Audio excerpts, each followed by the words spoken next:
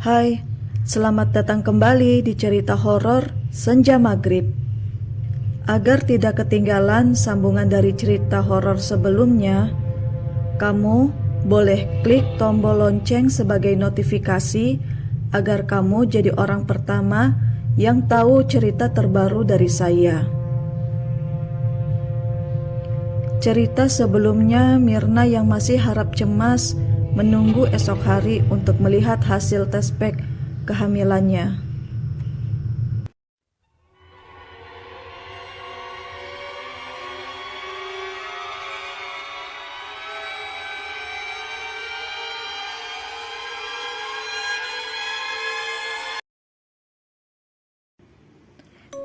Ada temannya Lastri.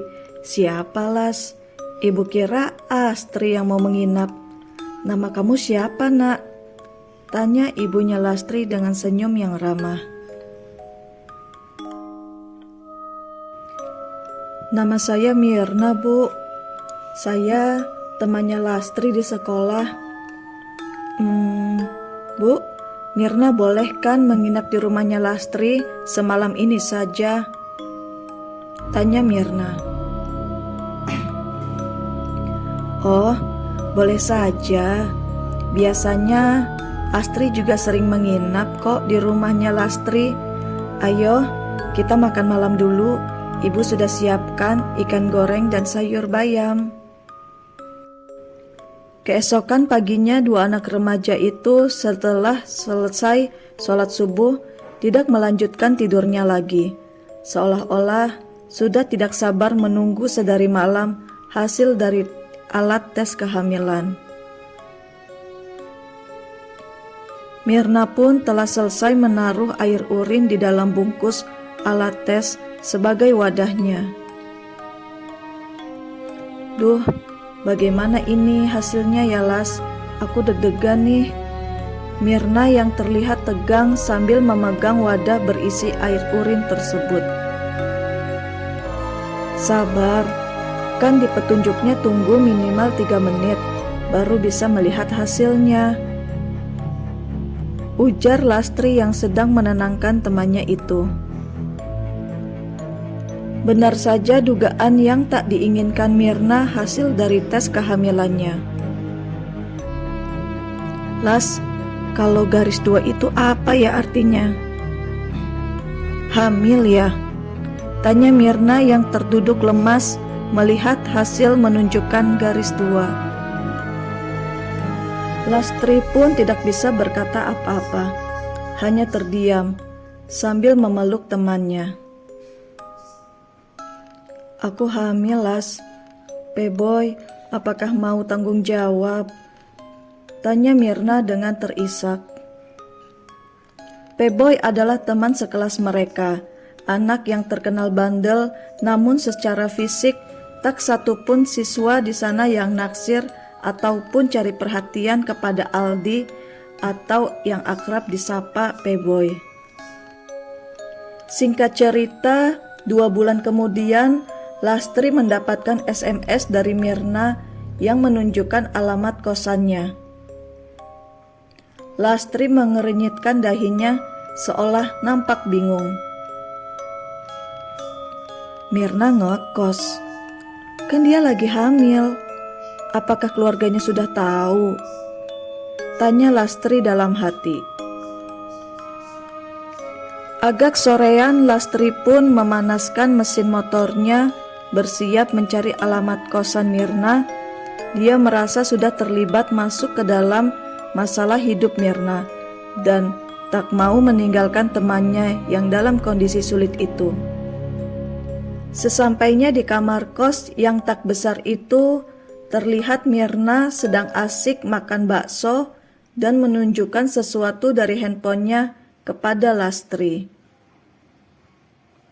Memamerkan bahwa ia sudah punya pengganti P-boy alias pacar baru yang baru ia dapatkan di salah satu aplikasi biro jodoh. Nih, lihat nih. Aku lagi PDKT sama cowok baru loh, anaknya ganteng. Tapi dia maksa mau ajak aku ketemuan. Dengan raut sedih, Mirna mengelus perutnya yang agak membuncit sedikit itu. Lastri hanya bisa menghela napas. Bingung, tidak habis pikir. Seolah-olah Mirna tidak menyesal yang sedang dialaminya, yakni hamil di luar nikah. Lastri, apakah kamu tahu alamat ini? Mirna menyodorkan secari kertas kepada Lastri. Gak tahu. Emang alamat siapa, Mir? Balas Lastri. Ini adalah dukun bayi yang bisa mengaborsi bayi, bahkan mau membelinya dengan harga yang tinggi. Mirna menjelaskan dengan nada semangat. Ya Tuhan, kamu mau menggugurkan kandunganmu, Mir? Kaget Lastri hampir tak percaya dengan gagasan Mirna itu. Iya, dan orang tuaku pun sudah mengetahui kalau aku sedang hamil dan menyarankan bahkan menyetujui ke dukun bayi ini, ujar Mirna. Tenanglah, nanti kalau sudah selesai kamu akan dapat sedikit uang dariku. Ya, anggap saja hadiah karena kau telah menemaniku selama ini, ujar Mirna sambil tersenyum. Tak lama kemudian, ibunya Mirna sampai di kosan Mirna dan bertemu dengan Lastri dan memohon untuk menemani proses aborsi janin yang ada di kandungan anaknya. Lastri pun tidak bisa menolak ketika ibunya Mirna memohon untuk terus menemani Mirna ketika proses pengguguran, karena menganggap Mirna butuh teman yang sebaya untuk menghiburnya. Keesokan paginya, Lastri kembali ke kosan Mirna yang nampak di sana ada kedua orang tua Mirna yang sudah siap menunggu Lastri. Sesampainya tiba di rumah yang tertera di alamat tersebut, sekilas nampak seperti rumah normal lainnya. Tak nampak seperti yang dipikirkan oleh Lastri. Rumah yang asri dengan jajaran tanaman hias memagari rumah tersebut. Oh, ada tamu ya? Sambut wanita paruh baya dengan ramah. Oh iya Bu, saya membawa putri saya untuk digugurkan kandungannya. Ibunya Mirna sedang menjelaskan maksud kedatangannya. Oh, mau menggugurkan. Tapi bukan di sini, Bu. Mari ikut saya ke rumah nenek. Gak jauh kok, jalan kaki saja. Rumahnya ada di belakang sini. Ajak wanita tersebut sambil diikutin Mirna, Lastri, dan kedua orang tua Mirna. Dari kejauhan, nampak rumah tua dengan kebun cabai di halaman depan rumahnya, dan terlihat sosok nenek yang sedang memanen cabai di kebun kecilnya itu. Namun, rumah yang tampak asri itu seketika berubah ketika sudah memasuki ruangan dalam rumah. Tidak ada yang aneh, namun hawa pengap, seakan-akan sesak dengan makhluk lain.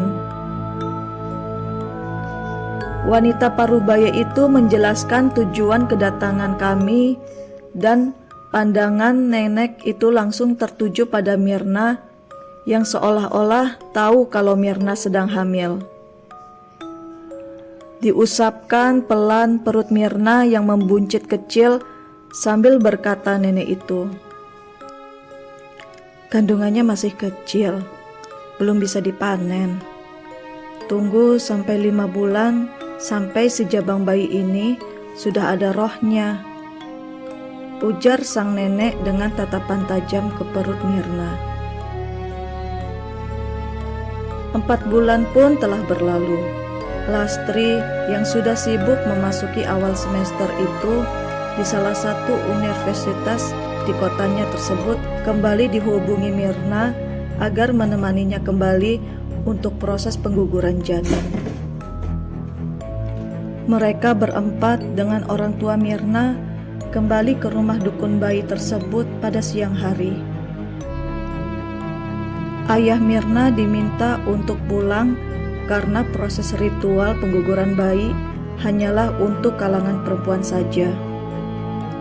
Akhirnya, Mirna hanya ditemanin ibunya dan Lastri. Waktu menjelang ba'da maghrib, mereka bertiga disuruh duduk melingkar di ruang tengah rumah sang nenek. Mirna pun diminta maju ke tengah dan membuka pakaiannya tanpa sehelai kain pun boleh menempel di tubuhnya. Agak ragu, Mirna menyetujui permintaan sang dukun bayi tersebut. "Lekas nak, toh semua yang ada di sini semuanya wanita bukan?" Sang nenek sambil tertawa kecil. "Jika prosesi ritual pengguguran jabang bayi malam ini berhasil, setelah selesai kau akan mendapatkan uang 8 juta tunai dari saya," ujar sang nenek sambil meyakinkan niat dan tekad Mirna. Akhirnya, Mirna pun melepaskan pakaiannya satu persatu hingga benar-benar telanjang dan disuruh duduk dengan posisi sila. "Saya akan mandikan kamu dengan air kembang ya nak.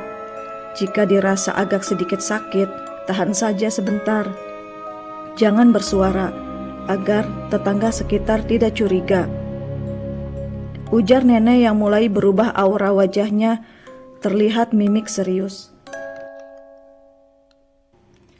Apakah Mirna bisa melewati ritual tumbal pesugihan janin? Nantikan kisah kelanjutan ceritanya di bagian ketiga. Terima kasih.